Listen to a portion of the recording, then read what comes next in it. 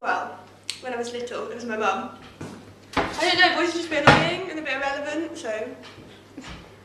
I didn't choose that. My parents did. Because my parents chose. Have it. My parents did.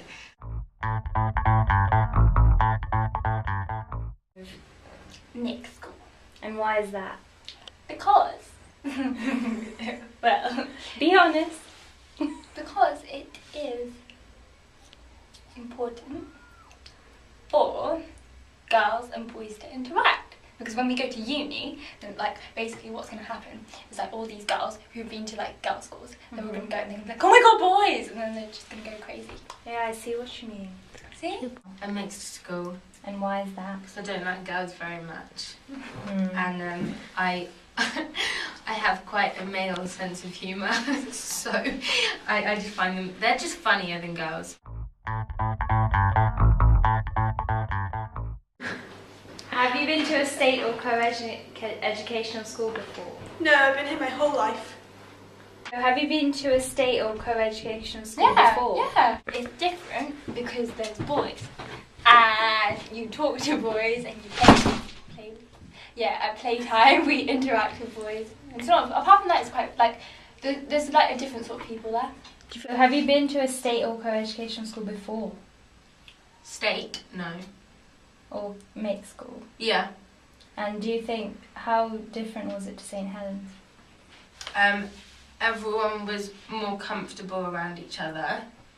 Like, nobody really cared about what they looked like, and it's funny because everyone would probably say the opposite, but that's really not the case, because you're so used to it, and like no one would bother like with makeup and stuff. I suppose it was junior school, but even when we saw each other out of school, like it was more brotherly, sisterly, whereas going to a single-sex school, now we just see boys as the opposite sex as opposed to friends, which is quite stupid.